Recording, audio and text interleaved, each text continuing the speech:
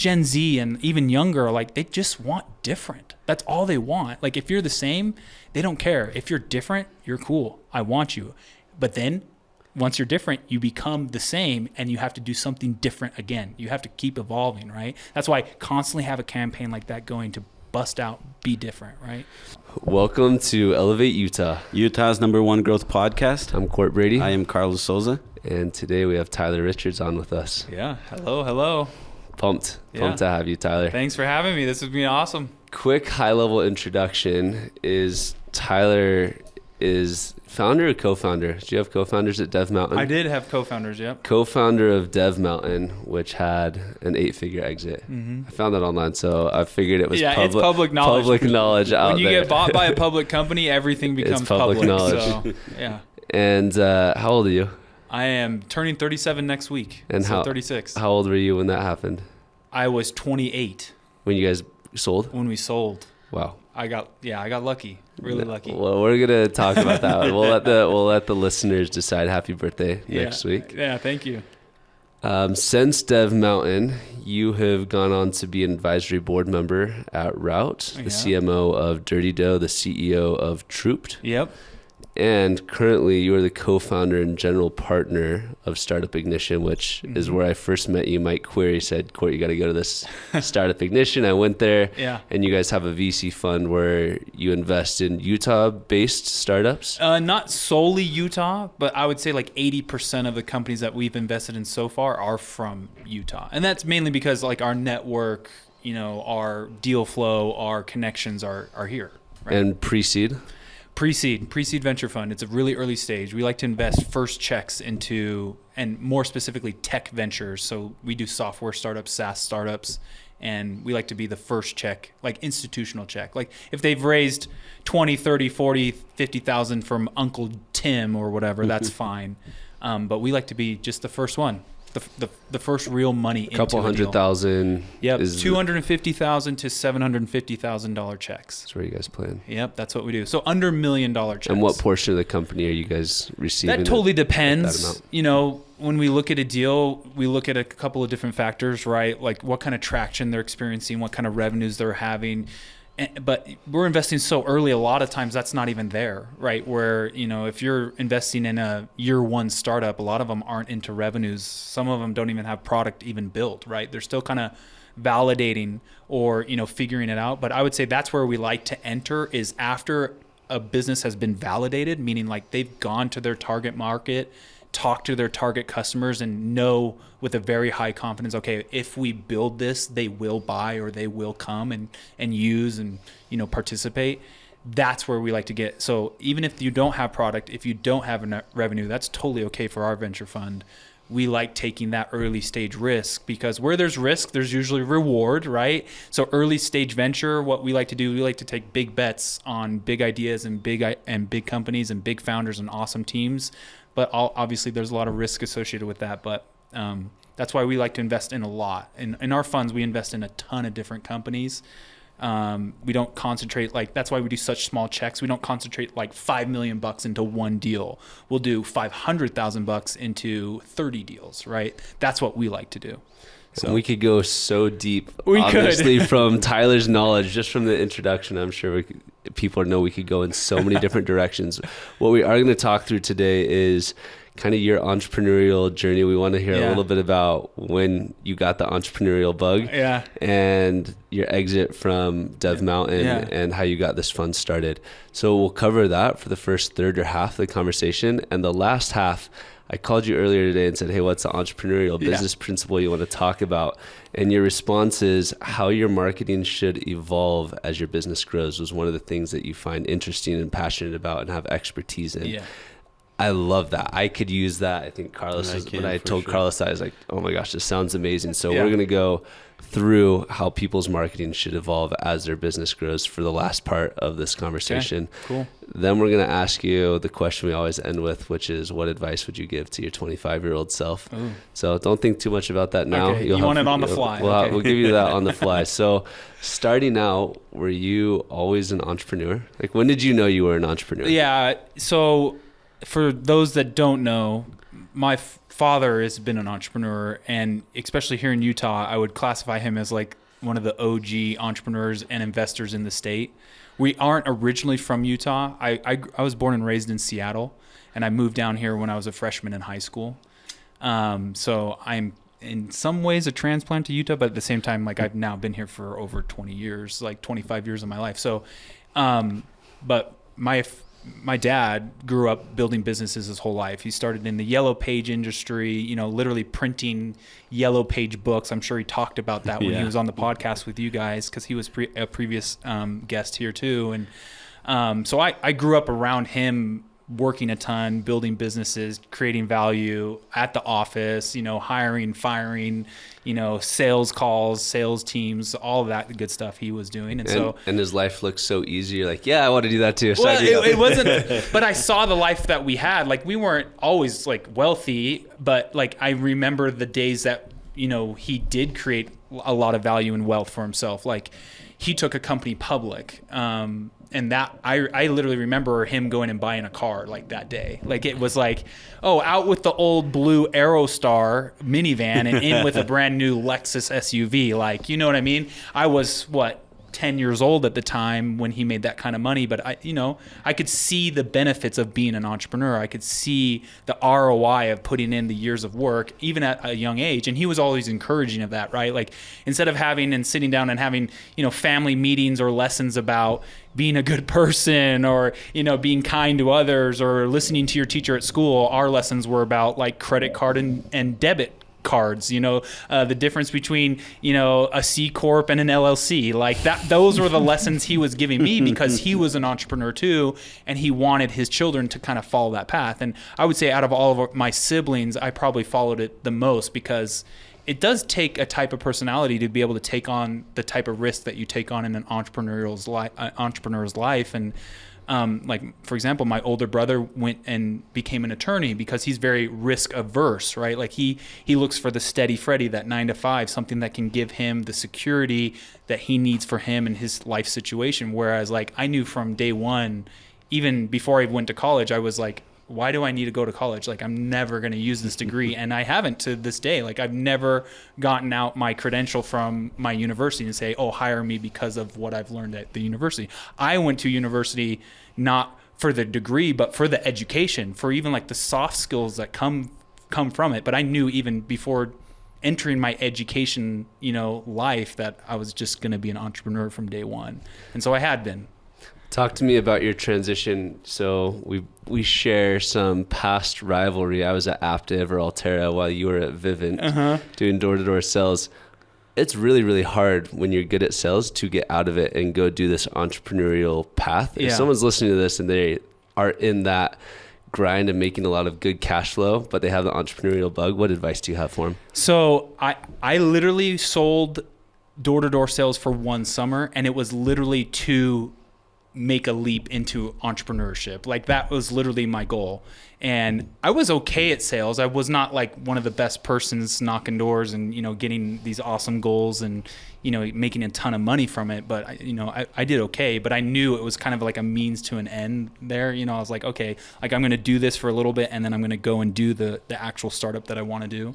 So in college, I did do that for 1 year, but I really kind of knew that my whole career in college was like, okay, I need to find something that's a good enough idea to actually go and execute on. And once I found something that I liked and could kind of validate, I knew that's what I wanted to go do. Sorry, I forgot. You asked me a question. The advice that you give to somebody that's doing well at sales, that knows that they want to be an entrepreneur, but can't break those golden handcuffs. Maybe do that. Save up enough so that you can make that leap of faith, right? Because sales is a very lucrative career. Or like, if you're good at sales, like, people are going to pay you a lot of money to go and sell whatever product that they're wanting you to push and sell. So do that enough to get to a point and give yourself, okay, here's my full cup of where I need to be able to make that jump. And then once you hit that, don't get greedy, don't get selfish, and keep going and do more. Hit that goal and say, okay, done. Now I've hit where I need to be comfortable. I'm going to go take this leap of faith and go start something else, be my own boss, do my own thing, create my own value, rather than basically renting my time, my sales time, knocking doors or whatever you're doing to make someone else rich, right? Like that's what always troubled me about going into like a normal 9-to-5 job. Whereas like, man, my time is my time. And if I'm working for someone else, sure, I'm getting my salary, I'm getting that commission, but at the same time, I'm building that value for a different person. I'm building whoever owns this company or owns this product or owns this whatever it is that I'm pushing or selling or working so hard for, it like they're capturing most of the value. And that's what I've always had, that mindset where it's like, I don't want to do that for someone else. If I'm going to do that, I'm going to do it for myself. Right. So apart from the finances, was there anything in that sales job that you wanted to get out of so you could go start your venture? Your I mean, sales skills, I would say, is a foundational skill to being an entrepreneur. If you can't sell your product or what you're building, like who is going to? No, like you cannot just hire some white knight to come in and figure out a sales process for you. It's really hard to do that. And if you do, they're very expensive people. So if I'm, selling, I don't know, bananas on a street corner, but I don't know how to sell bananas, and I say, oh, I could hire Court and I could pay him $250,000 a year to come in and sell and figure out how to sell these bananas for me. And if he even sells $300,000 of bananas, then I'll be in the green. It's like that kind of white knight thinking that will get you in trouble in entrepreneurship really quick, because then you're just prematurely scaling or prematurely hiring before actually figuring out, okay, what is my sales strategy? What is my sales process? Like you need to be in the trenches, rolling up your sleeve and figuring out that strategy that you then can pass to someone else and say, okay, for every dollar I am putting into this product, I'm getting $3 back. Once you hit that point, okay, now you can pass that baton because you figured out the process to get to that $3 by only spending $1 or even not spending anything at all. And once you have that strategy, that process down, then you can pass it on and hire someone else to come in and take that whole process away from you, freeing up your time to go and now figure out a process of something else, marketing, optimizing, onboarding, whatever else. There's a million different hats that entrepreneurs have to wear, right? So you had a couple starts before Dev Mountain. Yeah. But I would love, not that I want to gloss over them. Obviously, they're super important and foundational to you founding Dev Mountain. I can do it super quick. They weren't super meaningful. So high school, super entrepreneurial. I've always been a creative. I love art. I love creating things, building things, but I from my dad's home lessons, like I figured out really quickly, I can't be an artist and make a ton of wealth from it unless I'm like the top tier artist in the world where I can sell a painting for $100,000 or whatever. That's very rare, right? And usually the artists are dead by that point, right? Yeah. People who've passed away, that's where that's where art becomes valuable. So I said, okay, I'm not going to do that. But what I did is I would create art, slap it on t-shirts and go and try to sell it in my local skate shops, right? Like, go and ask the owner if I could put 20 shirts in his skate shop and see if they sell. Or I would stand outside local events and try to sell my t-shirts. Like one time I stood outside of a college sporting event and I just made the t-shirt the color of the college, right? It was blue and white, and I sold like 150 t-shirts that day because people just came and bought it because it was the color of the sports team, right? So I would just hustle and do stuff like that and make money that way, and also get my first taste of entrepreneurship. But then in college, I actually started to get very technical. So I transitioned that whole kind of, I would literally design my designs on Microsoft Paint. Do you guys remember Microsoft Paint? Like the first versions of Microsoft Paint. And then I finally transitioned into a program that was called Corel Draw. And then from Corel Draw, I went to the Adobe Creative Suite and got into Photoshop and Illustrator and all that stuff. And then actually transitioned into like front-end web development. So in college, I made that jump from kind of being like an artsy kind of creative guy into like a technical guy. And so I started dabbling with HTML and CSS and JavaScript and getting into front-end web development. And that's how I put myself through college, is I would just take on random like website building jobs, like random companies or friends or, family friends or people that my dad knew that he would refer to me that were like, oh, how much to build this like 6-page website? And this was kind of before the day of like WordPress and Wix and all those things where you could whip that up really quick. So people had to go and find talented people to actually do that and build that. So I'd do that. And then eventually got into a point where I was like, okay, like I can actually build my own websites. I can build my own apps and do my own thing. And it just progressed from there. And so then I became more of like a technical thinking entrepreneur. It was like, okay, what kind of softwares can I build? What kind of websites can I build? What kind of applications can I build to provide value to somewhere? And my first thing in college that I gravitated towards, being a dumb college student, was I built a dating app. So my very first startup, my very first software startup was a dating app. Could have been Tinder. It was the Tinder before Tinder was, honestly. Tinder didn't exist when I built this. And so what I did, it was kind of like a matchmaking thing. It was like, hey, Court, who do you know that would be good with someone else that I know or someone else for me? So it was like you would kind of third party put people together. And there was no swiping or like great profiling, so it didn't take off super well. But we got to like a couple 100,000 users of college campus users. Wow. Yeah, and then it got to a point where a competitor of ours that was backed by Microsoft Ventures, they were flush with cash. And this was right in the very beginning days, like 2009, 2010 of iOS apps, of the Apple iPhone apps. And so we had an iOS app, and that's how we got a lot of users. Because like back in the day, just being searchable on the App Store, like people would just download your apps like for nothing because there was not too many apps. Today, there's so many applications. It's just like so much competition. You can't be noticeable without spending money or being really good at what you do. Back in the day, 2009, when the App Store was brand new and fresh, you put dating app on your listing and it was like people would just download it. And so we got a lot of users, but that competitor came in that was flush with cash from a recent round, came and bought us. It wasn't anything super meaningful, but it was like my first taste of like, oh, I can build things and people will buy them from me if they're actually valuable. I was like, okay, cool, check that off. So in my sophomore year in college, I actually sold my very first company to a competitor, and for the time that I put into it, I made like pennies on the hour, right? Like I didn't make that much money for how many years I put into it. Probably 2.5 years I was building that app and I barely got anything out of it. But then that's when I kind of transitioned into the whole Dev Mountain phase, was because I had so many people coming at me saying, Tyler, like, how do I build this website? Or how do I do this thing? Or, hey, can you build this website for me? And a lot of them were startup founders. So I got really entrenched in like kind of the local startup ecosystem at the university I went to. And so I was meeting all these founders all the time, and they're just like, oh, can you find me a coder who does this? Or, hey, could you code this thing for me? Or could you build this little feature thing right here for me and like contract it out? I'm just like, my mind is blown. All these technical companies, these startups who are building software and technologies, none of the founders know how to code. None of the founders know how to build anything. And so I was like, man, the very first idea for Dev Mountain, and for those who are listening or watching and don't know, Dev Mountain was a coding boot camp that I built eventually. But the very, very first idea for Dev Mountain was, I'm going to take startup founders and I'm going to teach them how to code. That like give them classes so that technical teams and technical ideas and technical software startups, those teams are actually technical and can actually build.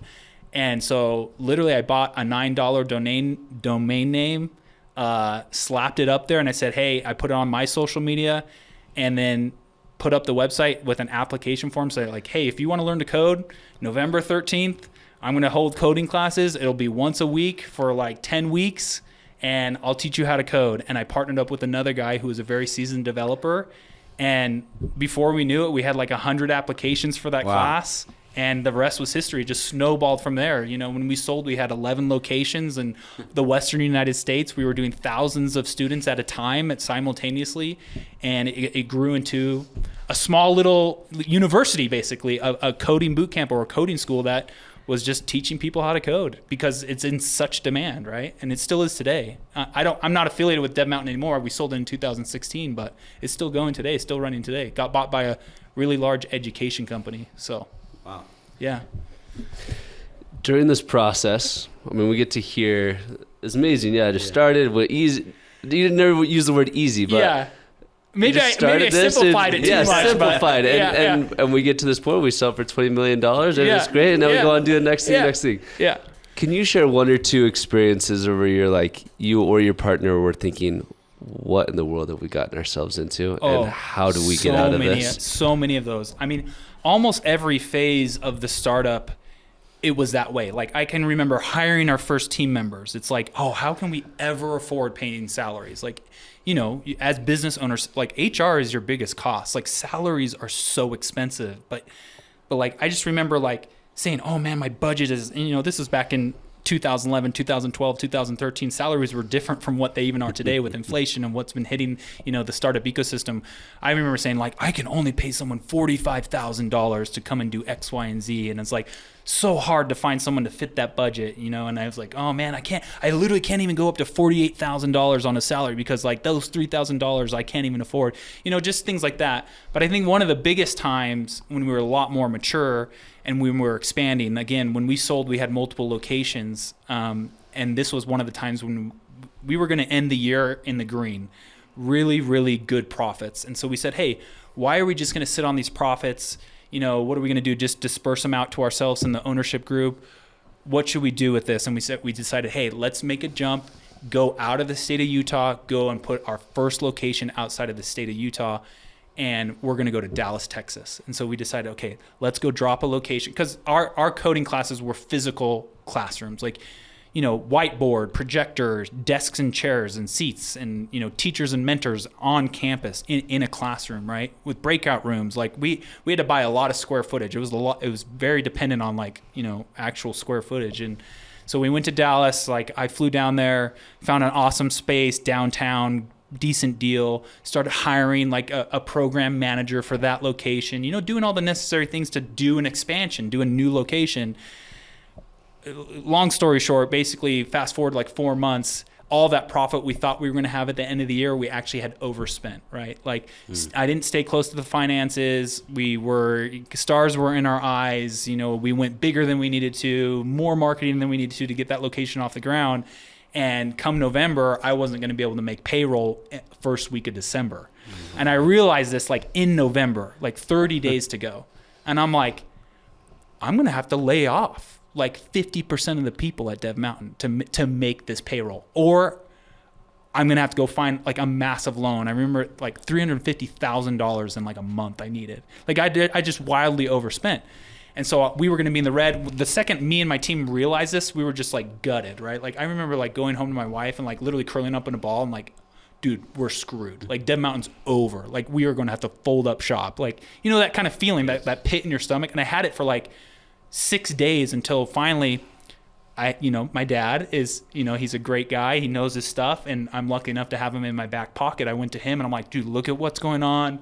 I did this. We overspent. And he's like, okay, let's crunch this. And I got my business partners and, the top people at Dev Mountain in a room with him and another person. And we just sat down like, okay, what are we going to do? And we finally figured out, we went and got a loan.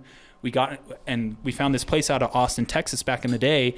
They would loan you quick money loans if you came up with a fourth of the loan. So if I came to the table with a fourth of the money that I needed for the loan, they would fund the other 3/4.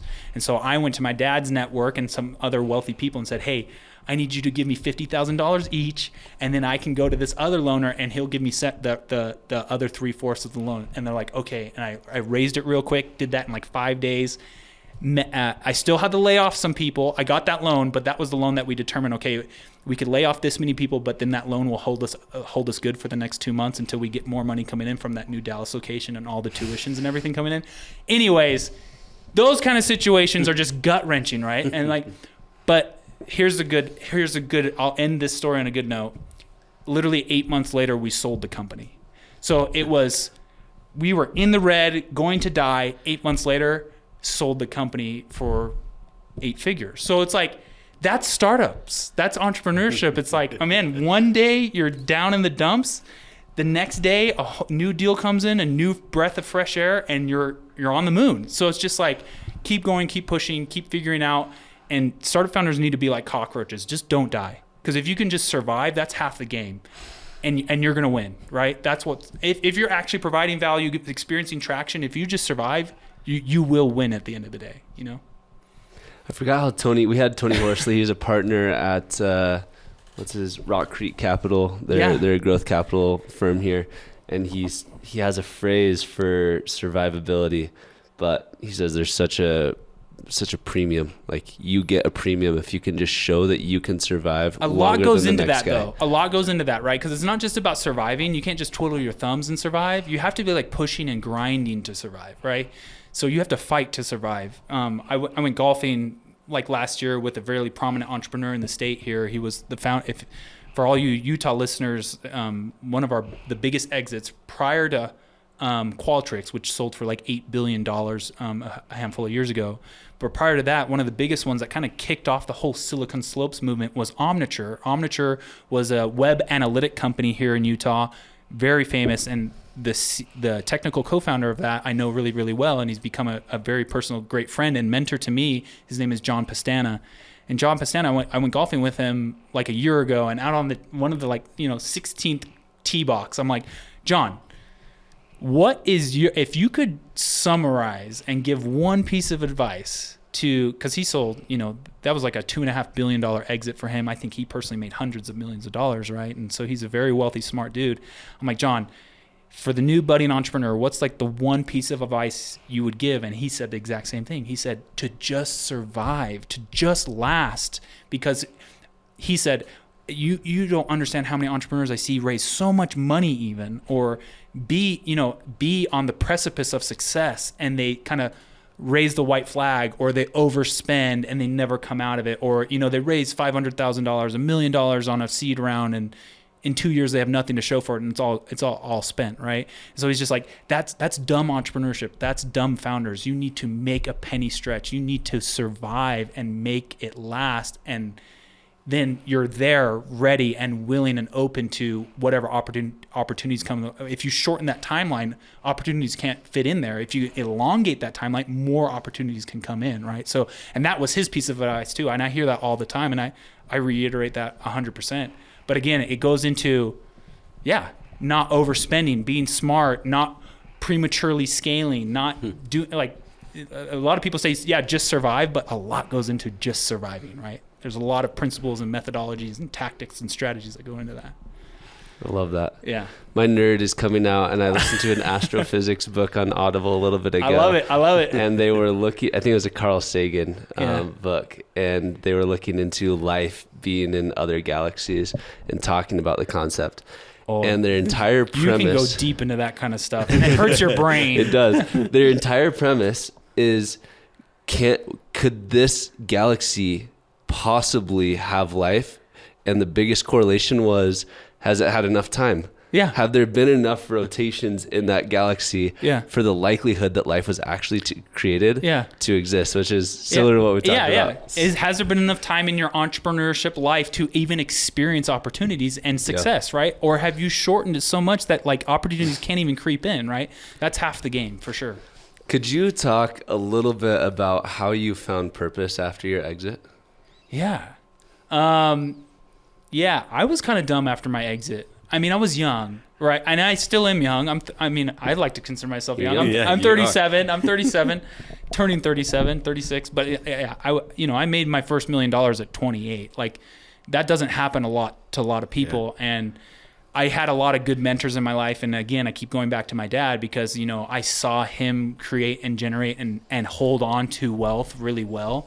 Provided an awesome life for me. Still to this day is making a ton of money and doing smart and making smart decisions. So like whenever I had questions or, how do I make my money work for me kind of mentality, like he was always there to answer those questions for me. So I'm lucky. So find someone like that. Find someone who's experienced wealth and has the life that you want. Because I've also seen a ton of people have wealth and have horrible lives.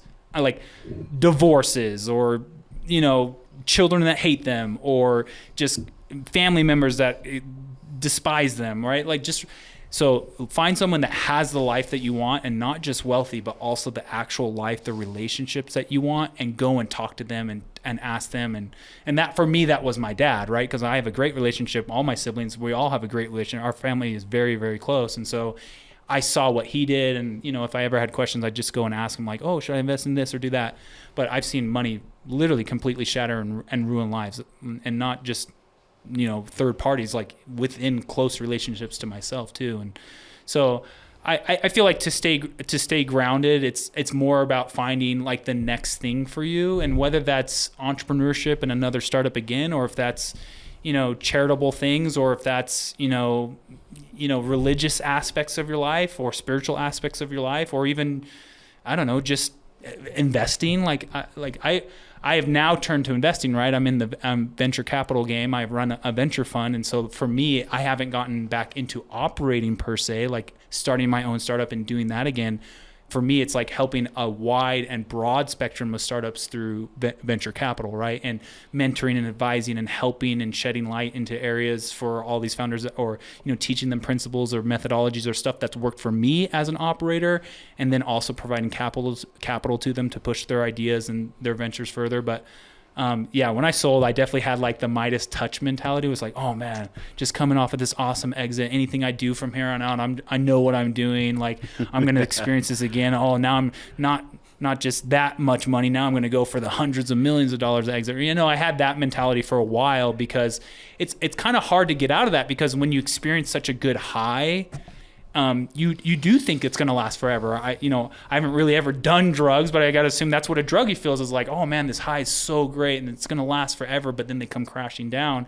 And not that I came crashing down in my entrepreneurial life, but it was like, I realized, okay, time to move on, time to do something else, and focus my time, energy, and efforts and resources into another thing. And so, but one of the things I did after I sold Dev Mountain, the very, very first thing I went to was a new startup that I was doing kind of in the blockchain space back when that was very popular and hot. And of course, we all know how that ended, not very well. But I lost about $100,000 of my own money sinking into that company, raised another $100,000 from a family member, and lost that of theirs. So, you know, it came crashing down, and like, okay, I don't have the Midas touch. Everything I touch is not gold. Everything that I'm doing is not just going to be an instant success. And so that was a good reality check for me. Like, okay, what are the principles that I need to latch onto, and what are the things that I'm doing incorrectly here? And then I moved on to new projects. But I have had failures as well. Every entrepreneur does. For every success, there's probably more failures in my career than there's been successes. So that's any questions before we jump into marketing? Yeah. Tyler, you've mentioned a couple of times your relationship with your dad, and I'm fascinated by that. It just sounds like you guys have an awesome relationship. Yeah. I grew up around friends that had successful dads, like parents. Yeah. And every single one of them was repelled by their dad's profession. Yeah. And there's something different about your experience, that you actually went and you're doing the same thing that your dad did. Yeah. So apart from the finance, apart from the new Lexus that he bought, what else did your dad bring home that made you want to go into that life? Yeah. So I'd love to hear more about that. Yeah. So my dad's just a really fair, honest, good guy. Like, just generally, like, he's not the kind of guy that's even going to lie to you to tell a white lie to make you feel good. Like, he's going to tell you straight up everything all the time. And so I would say there was always a lot of like trust in our relationship, where it's like, I know my dad's telling me the truth. Like, I know what he's saying is actually for real. And even if he could be wrong later on, I took everything he told me as like, okay, that is truthful. That is the truth. That is the way. That is what I should be doing or not. So I've always just trusted him in that regard. So when he's telling me, oh, Tyler, you should go and be an entrepreneur, or you should do X, Y, and Z, or, oh, this would be better for you than this. Like, I took that to heart, right? I was like, okay, you know, and because he never gave me any reason to doubt any of the principles or the tactics, or, you know, the mentorship that he was giving me ever. And so it was really easy for me to say, okay, I'm going to follow in what he's done. And plus, because I could see that success. But my dad also made money pretty young too. Like, I always give him a hard time because I say, oh, I made my $1 million younger than you made your $1 million. When he took his company public, I think he was like 34 or 36 or something like that. And so I always tell him, like, I made my $1 million before you made your $1 million. It's an inside joke that we have. But I remember, like, when he kind of semi-retired, so he built up a large tech company, got it listed on the NASDAQ, took it public, and made a ton of wealth for him and everybody that was involved. It skyrocketed. When they went public, I think they had 1,500 employees, and half of them were millionaires. Like, it was like it was a typical .com experience. It was in the .com era. But I remember him kind of semi-retiring because he was like, okay, like, I'm done. I've made a lot of money. I'm going to kind of check out from business, because he did work a ton. I remember, like, never seeing him, not seeing him at family dinners, like, not seeing him for days on end sometimes, not because he was traveling, but literally because I was asleep as an 8-year-old kid and I would never see him at nighttime, right? Or in the morning, right? But then I remember when he semi-retired, I was like, oh, he is around. Like, oh, he's ready to play basketball with me, or oh, he's taking me to my baseball games. Like, things like very obviously changed. So I saw the reward of what he was able to earn, right? And that's a saying that I've grasped onto that I heard a while back, something like to the fact of, you work hard as an entrepreneur and have the life that no one wants to be able to have the life that no one can have, right? Where it's like you're working for that payoff day at some point to be able to have the life you've always dreamt of. And I kind of saw that become reality for my dad in a way where it's like, okay, he's not grinding, he's not slaving away. He's taking me on a field trip at my elementary school now or my middle school now, and he's the only dad on the field trip. Like, that's a cool life to have. Like, that's what we would all love to have. I love my kids. I love my family. Like, that's what we all strive to do, is be around them, build those relationships. And so it was very easy for me to say, okay, that's the end goal. That's what I'm working for. Okay, that's what I want. And so that's why I entered startups and entrepreneurship, being my own boss and trying to make my own wealth and create my own value, because my dad did it. And I saw, okay, that's what I want, right? So I love that. There's an interesting concept, statement from Chandler when he was on the podcast. I had one of my buddies on, and he said, we were talking about an exit and when is enough. And he said, if you always want as much as you can get, then whatever you get will never be enough. Yeah, that's a big problem. And it seemed like your dad had his number. Yeah. And enough was enough. And that pivot rarely, in my opinion, happens where they pour all of their energy into their business and then they get fulfillment from being a dad. Entrepreneurs, we're kind of psychotic. Honestly, we're a little weird. Like, we're so driven, we're so fixated, we're so type A personality a lot of times, and that's sometimes what it takes. But like, that's to our detriment as well, because when we get something, we always want more, right? We're so driven, we're so hungry that it's like, oh, I made $5 million. Now I want 15. Oh, I made 15. Now I want 50. Oh, I made 50. Now I want 100, right? It just, because you can really get caught in that as well. But honestly, I in today's world, it's probably changed because of, again, inflation and the cost of life and stuff. But man, you make $5 million. Like, I think that's like, you can have a really nice life with $5 million. You can be investing, making your money work for you, provide a nice life, have a nice home. I mean, you can only have so many cars. You can only have so many houses. You can only have, what's the difference? Your life isn't going to change after that point. Maybe $5 million isn't the number. Maybe it's 10. I don't know what it is, but like, and to each their own. But like, I do think it's like, okay, what is that number? What is my limit, or where is my satisfaction number to where, okay, I'm good to go. And not every entrepreneur gets to experience that. But it's also a good thing to have in the back of your mind to have that goal, to say, okay, that's where I want to be. That's what I want to have. And once I get that, then, okay, now I can have the life that I want to have. And then you can focus on so many other things, because we're so centered on business and driving towards profitability or building that value in our companies, that it's like, okay, it's good to take maybe a break and say, okay, now I'm going to focus on a ton of other things that really do matter in life outside of business. So let's segue into marketing. Let's do it. Yeah. So you want to talk, the topic we're going to go into is how your marketing strategy and tactics should change as your company grows. Can you just start with breaking a business into the chapters of how you think about it? Is it pre-revenue, you think about marketing in a certain way, or 0 to $1 million, the next chapter? Yeah. How do you think about it? Yeah, no, it's exactly that. And I don't maybe have defined categories of like, okay, once you hit this number, you're a different kind of company. And I'm sure there's that kind of information out there on the web that we could go and research and be like, okay, what are the stages or the milestones in a company as it relates to marketing or growth or revenues or whatever. But I would definitely say, it's very obvious to say, okay, a day one startup should not be doing the things that a 15-year-old company is doing, right? That's obvious to everybody, but we can kind of break that down a little bit more and say, okay, but what is the difference? And for me, I always like to think of it in 3 kind of buckets of different types of marketing. And I always share this with, at Startup Ignition, we have a boot camp, Court, you're very familiar with it, where we teach what to do and what not to do, kind of like strategy and tactics based around lean startup principles for early budding entrepreneurs and startup founders. It's a few grand that will save you thousands of hours. I like the plug. Hundreds of thousands of dollars. So go ahead. Yeah, thank you. Yeah, no, it's a great program. We get really good, reviews, because what we try to do is just provide so much value for what we're charging people, but also stuff that you can take for the rest of your career, like just basic principles, but also underlying foundational core things that are really important that a lot of people just don't know about or just don't think about.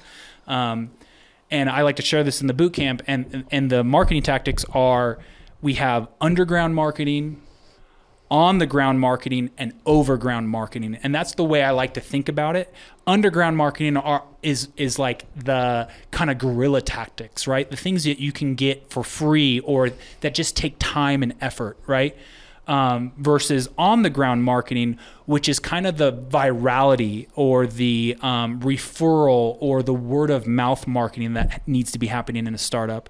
And then overground marketing is the big budget stuff, like building a brand name, spending a lot of money, getting in front of as many people as you can at any cost, right? And so I break down that kind of marketing in my head all the time. Okay, what bucket does this drop into? Is this underground, on the ground, or overground marketing? For example, and as a founder, I would like to have, once you hit a certain revenue spot where you have free money to actually spend on marketing tactics, I like to have one of those campaigns going at all times, right? I always want to have an underground, because you're never too big to do the cool guerrilla type tactics that catch people's eye or just are so different, right? Will you talk a little bit to your lipstick on the mirror story? Yeah. We just talked about a $20 million exit, Yeah. and I don't think people connect it to what needs to be done at the early stages of a company. Yeah, so back to the beginning of this episode, I talked about that dating app, right? So when I was building up that dating app and just trying to get attention, I was a college student. I was like a freshman in college or a sophomore in college. And so to get kind of word of mouth and just get marketing out there, my co-founder and I decided that it would be a good idea to take lipstick and go around to every single college bathroom and write on the mirror our URL, our website, with a little heart around it, and just go on and write it with the lipstick on the bathroom mirror. And we did that everywhere. And not just our camp. I traveled around the whole state and did that. Like legitimately, I would take weekend trips to go to like southern Utah, northern Utah, Idaho to go and do that. And that's how I got so many users. Sure, I got I feel like I've seen that in a movie. Yeah, I've seen the campus police a few times. They called our phone number and hit up our customer support email a lot. But at the same time, it drove a lot of traffic. But what did that cost me, right? Nothing. It was time and effort. But I feel like every startup founder, you're never too big to do stuff like that. And stuff like that, when you're trying to think those kind of ideas, like think about what would be attention grabbing, right? And we can talk about that, the principle of Seth Godin, where he talks about the cow, right? Being a purple cow. When we're driving down the highway, we see cows all the time, right? Black and white, they're just there. And what's so cool about a cow? Nothing's cool about a cow. But now if that cow was purple, wow, you would stop and look at that cow and be like, wow, that is a purple cow. But then if all cows were purple, you would never look at that cow ever again. So it's just about being different, catching eyes, and just being so different that people have to stop, they have to look, they have to pay attention to it. So that's guerrilla tactic, right? So when you're thinking about what should I do for my startup, just like, okay, what would be attention grabbing, and what's something that I could do very low cost or free that would grab people's attention and just be different. Is there a stage that a company gets to that it's actually a negative on the business if they're doing some guerrilla tactics, if they've already created a name for themselves? Yeah, I mean, if you're such a big brand that you don't need to do little things like that to be different, but you have to think about it. Adidas, Nike, these massive brands, Adobe, Google, Facebook, Meta, they're all doing stuff like this. If you actually pay attention, you probably just don't hear about it because you're not in the niche, or you're not in the market, or you're not geographically located where they're doing these kind of things, but they do these things all the time. And that's because that's smart marketing. Like, again, you're never too big to do that. And I think founders should get in that state of mind where it's like, I need to have some kind of campaign like this going, just so I am differentiating myself from the crowd, so I can break in and be different. Because honestly, the younger generations, I don't know what generation you guys are. I'm a millennial, but like Gen Z and even younger, like they just want different. That's all they want. Like if you're the same, they don't care. If you're different, you're cool. I want you. But then once you're different, you become the same, and you have to do something different again. You have to keep evolving, right? That's why I constantly have a campaign like that going to bust out, be different, right? I have a question for you, and I literally just got back from a conference a couple of days ago, and we're there with our humble booth. You know, we spent a little over $10,000 on our booth. You know, and I'm looking around, and there's like $40,000 booths. You know, those beautiful LED lights and just nice merch, and I'm like, how am I gonna compete with these guys? And I was kind of walking around and thinking, how am I gonna stand out here? And then I just like. No one, like everyone is inside of their booths waiting for people to approach them. So what I did, I literally stepped out and started, hey, have you checked our booth? Just started inviting people into the booth. Yeah. And we got quite a bit of attention from that. Yeah. So I love that you're mentioning that. Like, this is free. I didn't have to pay to do that. Get out of the office, get out of your cubicle, do something different, right? Funny you speak of trade conferences. You know, I used to attend them all the time too, and you know they just get so mundane. But like, you have to do something different to be considered different at those trade shows, to stick out from the crowd. One thing that I did one time, which was a really cool tactic, is we had like a giveaway going, right? Like, oh, scan this QR code and you could like enter into our giveaway. And no one was coming to the booth. So what I did is I took the flyer of it, the digital asset of it, like the photo of the flyer with the QR code. I just started airdropping it to everybody.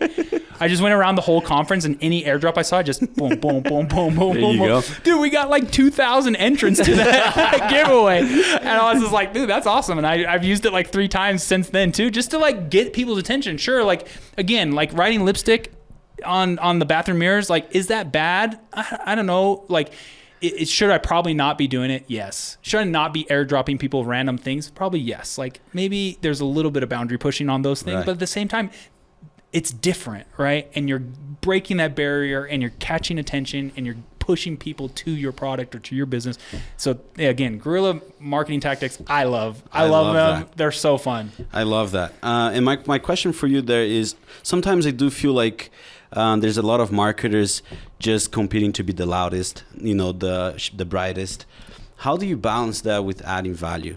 Because it's not just about being the loudest and being the nicest looking. Yeah. If you don't add value, then it's just an empty, nice looking brand. Yeah. Right? So how do you balance differentiating yourself with marketing and with value? Yeah. You first of all, marketing will never work on a product that doesn't provide value. If your product doesn't do what you say it can do, whether that's a software or a consumer product good or a service, it doesn't matter. Like if you say, I'm going to mow your lawn, and you're touting this amazing lawn detail job and trim this and cut that and bag this and get all the leaves up, but then you go over to the house and you don't do that service and you do a hack job, that's unmarketable. Like that word of mouth, that end product, that user, that customer is never going to call you again, right? So it's the same thing in any product. If your software is in an industry and you're servicing someone and you're doing something and you say you can do what you can do and that's what you're marketing, that's the messaging, you have to provide that value. And that was one thing that I think Dev Mountain did really well, and why we were able to grow so fast and so quickly. Again, I started that in 2011. I sold it in 2016. I did that in 5 years and got a multi-million-dollar exit from it, right? But it was because the product actually did what we claimed it was going to do, which was, we're a coding school. We're going to teach you how to code. We're going to teach you tech principles to a point where you can actually hold a job in the field of study, right? I don't even think college or universities can claim that or do that right correctly. And so when people would come, they would expect an end outcome, and we delivered on that end outcome, and we met their expectations. And when a product does that, there's just a natural word of mouth that grows from that, right? Because people are satisfied, they're happy, they've experienced what they wanted to experience. And if you can do that in your product, that's where marketing just lights that on fire, right?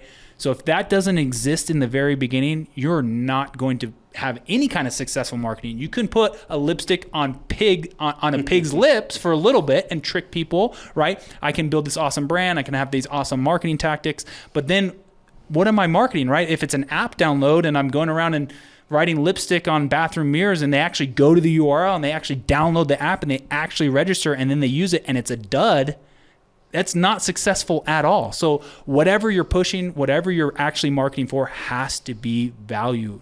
or be very valuable, right? It has to provide value to the market and to the customer set that you're marketing to. So yeah. And then that's a whole nother topic, right? How are you building value in whatever it is that you're building? And obviously that depends on sector and vertical and industry and whatever it is that you're doing. But I think founders should be smart enough to understand, okay, am I providing a value in this market that I'm trying to tackle and enter into, right? But yes, you bring up a great point. The product has to be very, very valuable and provide value, right? At what point is a business ready to start doing Google AdWords and to start doing traditional marketing? Yeah. So there's two kind of marketings, right? There is WOM, which is word of mouth, right? Which you don't pay for. And then there's PROM, which is promotional, which is paid advertising, right? And there is a great WOM to PROM ratio that startups need to have. So you cannot force growth through just promotional advertising, right? If my marketing channels are 100% promotional, I will fail. Why? Because I am sustaining my growth through money, through paid advertising. You have to, they say the golden ratio is 40% needs to be coming from word of mouth marketing. 60%, up to 60% can come from promotional marketing. If you have higher than 60% promotional marketing, you're going to die at some point. Does this include sales, like outbound, cold call? That's a good question, but I would say yes, because you need to have referrals. You need to have successful customers. You need to have people who are satisfied enough to spread and tell their friends and tell people about it, right? Because I don't know what the product is that you guys are talking about, your sales team or whatever, but I think it's product agnostic. It doesn't matter what you're doing. You need to have word of mouth type situations or referrals coming into your business so that you can experience a virality to whatever it is that you're doing. There needs to be some kind of virality coefficient to any product that exists. And again, I keep going back to Dev Mountain. Again, that's probably what I'm most famous for in my career here, especially here in Utah, is the virality coefficient at Dev Mountain was astronomical, right? To the point where every student that came in brought like 2 or 3 more students in. And that was because what we were doing, we were catering to a career switcher, right? Someone who's a Subway sandwich maker or a server at a restaurant that had kind of a dead-end career, found out about us, heard about us, came in, switched and pivoted their whole career to a tech job, right? To a software engineer or a UX UI designer or an app developer, whatever course that they chose at our school. But then think about the outcome of that, right? 12 weeks ago, they were a Subway sandwich maker. Fast forward 12 weeks, they're now working a 100K job at Adobe. Like, their social circles noticed, right? Their people noticed. And if we actually delivered on that end outcome and actually got them that job, then the virality from that was so crazy, wildly successful. And that's what you need to think about. Okay, if I'm doing a good enough job, and if you are doing a good enough job to deliver on that product promise and provide that value, you will experience happy customers. You will experience virality. You will experience word of mouth. So yes, sales teams, I would even say that as well. Like if you're just kind of, choke holding people on a sales call and just forcing growth through a sales team, again, I think you're kind of set up for fail, because the second you let off that pedal, right, not giving it that full gas, like what's going to happen? You're going to die. So unless you're continuously raising VC money or have enough money to just keep pouring into that bucket, like I do think you maybe you can start that way, but I don't think you should end that way or survive or last that way, right? You need to be thinking outside of that sales team so you can diversify your sales channels and your marketing channels and get different word of mouth or even different promotional advertising in the door too. The only use case I can think of where the sales can be near the 100% is door to door.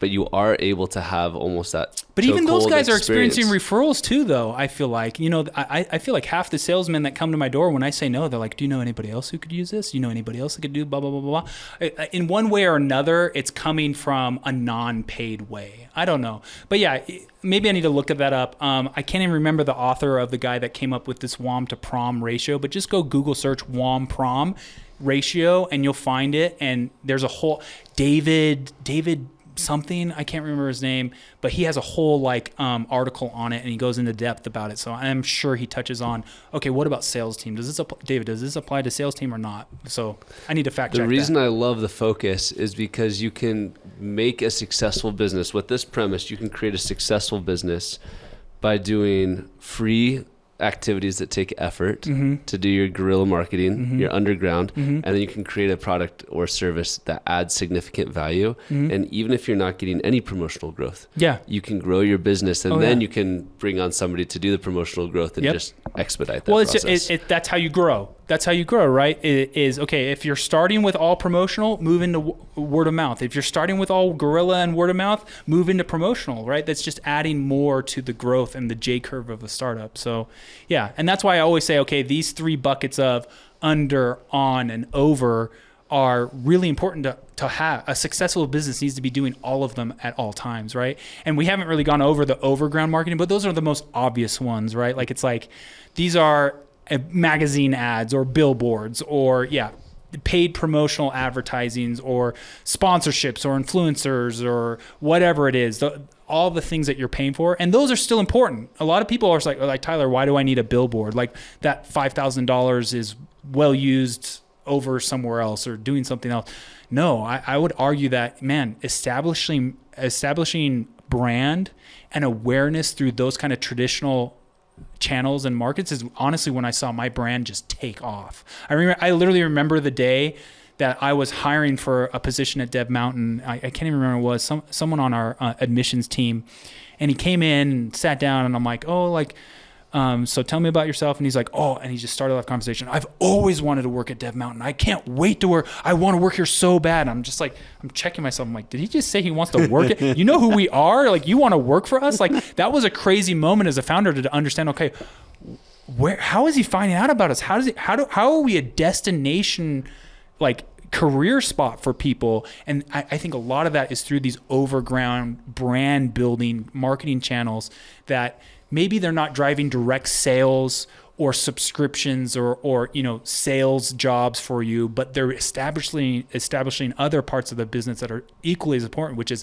just branding and awareness and being a spot where an admission rep wants to work. Like, that was a really big eye-opening experience for me. And I remember that day vividly as, man, I need to do more billboards. I need to have one in every market that we're in, because I was only doing billboards in Utah. I was like, I literally got out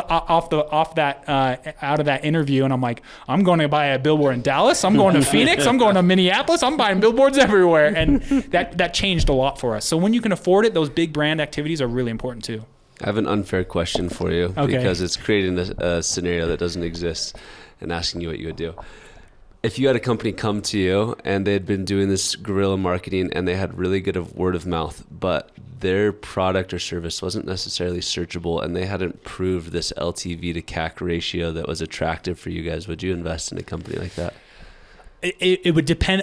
For me specifically right now in my fund, it would depend on the sector and industry, right? Because we're very, very tied to software. But let's say it is a software startup, 100%. Yes. If they haven't proved the promotional growth. Yes, because I think promotional growth is so nuanced that, one ad will perform gangbusters and one ad will completely flop on its face, and that's fixable, right? You can manipulate promotional advertising where word of mouth, value, referrals, satisfied customers, you can't manipulate that. It's impossible. If your product isn't delivering on, like what you said, providing value, you're never going to get word of mouth. So if a startup comes up to me and says, like, dude, we have all of our marketing, all of our sales, all of our revenue is from word of mouth, I'm like, sold. Let's go. Done. Yeah, because then we can pour money on top of that and create an awesome PROM to WOM ratio. So let's say they're doing $100,000 in pure word of mouth marketing, and I just go and add promotional VC dollars on top of that, and we spend marketing money to grow even more. And even if they get, stay at $100,000 of word of mouth marketing that next year in revenue, but then they grow their promotional side to $200,000. So now they're at a total of $300,000 in revenue. That's great first growth. So yeah, for sure. That's a great scenario to be in. If you're a founder with pure word of mouth marketing, that's a great situation. Love it. I have one more question. Do you have any before I ask? No, you can go for it. Actually, okay, one follow-up question, and then I'll give it. What's the most common mistake that you see with founders when it comes to marketing? Ooh. Not paying attention to what's working and what's not working. I remember, so when we got acquired at Dev Mountain, I got bought by a large education company that was like $1 billion company. And so when we got absorbed into their company, underneath their umbrella of companies, they upped everybody's salaries, they upped everybody's budgets, and my marketing budget like literally tripled overnight. They were like, okay, like here's what you were doing. Now we want you to be spending this much. And I'm like, holy crap. Okay, like I really got to figure out where I'm going to place these dollars and what's working and what's not working. And I remember sitting down and like asking my whole marketing, okay, like where is everything coming from? Like, what are we doing? What kind of ads do we have out there? What kind of referral program? What kind of reviews are we asking people for? Like, where is our best traction?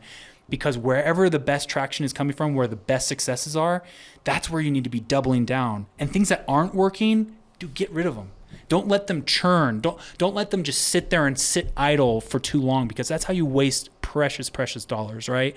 And so just be on top as a founder, especially, but even just as a marketer too, just pay attention to what's working. Turn up the dials on the things that are working and turn down the dials on things that aren't working. I remember a big portion of our business was affiliate marketing a lot at Dev Mountain. We would go out and partner with groups or tech groups or email lists or whatever and say, hey, anything you're doing, mention us, refer us, and then, we'll give you a little bit of a portion of what we were doing. We had to turn that off when we got acquired because when we got bought by a university, we couldn't pay for like commissions off of education and tuitions. But prior to being acquired, we did all this affiliate marketing. And I remember sitting down and one time I noticed, I was like, man, we have like 65 affiliates here. And it was a good portion of my marketing budget because it was working. But I remember, okay, who are the top 10 affiliates here who are producing the most for us? And who are the bottom 10? I just wanted to know. And it came to find out like literally 90% of our referrals from that affiliate channel were giving us like 90% of the referrals coming in were coming from 3 people. And I had 65 affiliates that I were paying and doing stuff for and, either giving fixed fees or commission fees to. And I was like, dude, I'm going to drop like no joke 50 of these affiliates and cut like my expenses in half and just roll with these top 10. And dude, it was awesome. It was like it was such a great channel for us. And so it's just things like that. Just stay on top of your things. Don't let things roll. And even if you're a new founder, just still pay attention to what's coming in, how it's coming in. What is it? What's the ROI on these activities? Are you putting a lot at risk for a very minimal ROI, or are you putting very little at risk for a huge ROI? Like that's the kind of balance meter you have to have in your head all the time. So if you're a more developed company, Mike Query's company, AdMind, does exactly that. It'll tell you every single dollar that you're spending in marketing and what the ROI is for like it. a software and everything? So like tracking? It's yeah, that's cool. That's great. Yeah. I do have one question though that just came up from what you're just saying. So I actually wrote it down earlier on. Talking about a marketer, I feel like a lot of people start on as you did. Like they're creative, they love art. Yeah. They start. That's what takes them to marketing. But I've seen quite a few people just stagnate, like they just stay there and they don't become an indispensable marketer. Mm-hmm. Can you just tell the audience what is the suite of skills that a indispensable marketer needs to have, like someone who wants to have a successful career as a CMO, as a marketing manager? That's so hard because there's so many different skill sets that you can go into, whether it's digital marketing or creative marketing or whatever it is.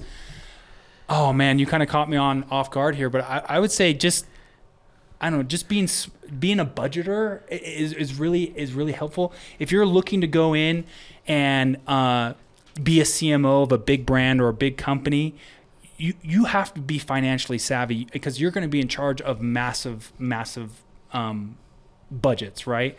And my job as Dev Mountain started to grow and we started to become a more and more mature company as time went on, went from thinking creatively to managing the budgets and managing the processes and managing the methodologies and implementing those to my team and having my team do it, right?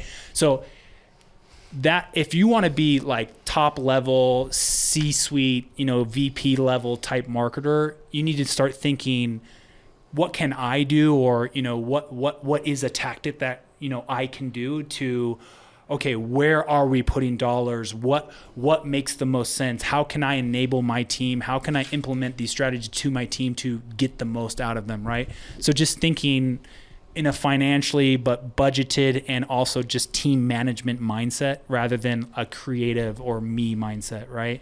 And that changes from, because when you're a founder, you're wearing all the hats, you're doing all the things. But then as you get bigger and you're able to afford more people, you start offloading tasks one by one and you're shoving it to someone else who can take it. You need to figure out that process and that strategy, but then you offload that process and strategy to someone else. And so then your job turns into bigger picture budgets and management and enablement, right? So that's great advice. That's a great question. Yeah, that is a good question. Last question for you. Okay. An earlier version of yourself you get to sit across from. Ooh. What's the earlier version and what advice do you give them? Oh my gosh. Man, this is hard. Maybe that everything's going to be okay. Like, because as a founder, I remember getting down on myself a lot, right?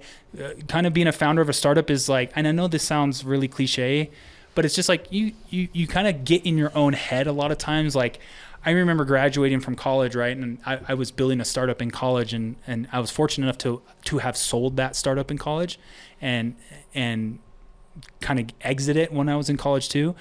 But I remember all my classmates like going off into their career paths, right? Like all of my friends like going and getting jobs at, I don't know, Bain and,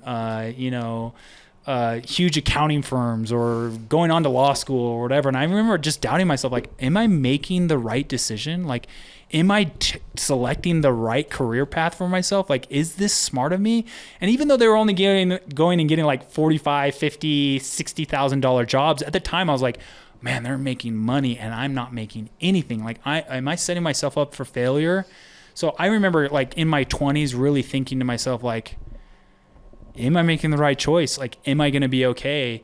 But I do remember having conversations because I did get married kind of early. I was 23 when I got married, in terms of like everybody else, that's like crazy young. And I remember my wife, when I was starting Dev Mountain and doing all these entrepreneurial activities, she said to me, one time she was like, worst comes to worst, Tyler, like you can work as a manager at McDonald's. And I'm like, you know what? You're right.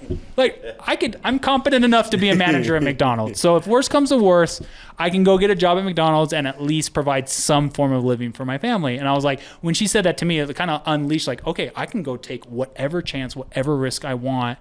And it kind of unlocked the entrepreneur in me, where before, like I did have my doubts, right? Like it was just like, am I doing the right thing? Constantly double checking myself, constantly feeling like, am I enough? Am I good? And so, yeah, if my younger self was sitting in front of me, that's what I'd say. Like, dude, you're going to be fine. You're going to be okay. I wouldn't have told him, hey, you're going to have millions and millions of dollars in the future, but I would have said, hey, everything's going to be all right. Right. So, yeah. I've thought about that advice for myself as well. And the words that come to mind are Andy Grove's "Only the Paranoid Survive." Oh, yeah. There's something to that, right? Do you think that you would have been as successful if you would have had future versions say, hey, don't be so paranoid. No, this is going to work out for you? No, because restraint breeds creativity, right? The constraint of feeling paranoid and having depleted resources and not knowing where maybe your next paycheck comes from makes you work so much harder. If my dad had just given me a stipend every month and just said, hey, dude, no matter what, go do your entrepreneurial activity. I'm going to give you $10K every month, no matter what. Like, no way. I would never have built anything. I would never done anything. I would have sat on that fat check and done nothing, right? So like having that kind of like just depletedness feeling is what drives you to become successful, right? That you have to experience the pain to know what bliss is. You have to experience the fall before the rise, right? Like all these sayings, it's completely true. So be depleted, but know that it's going to be all right. Yeah, it's going to be all right. Yeah.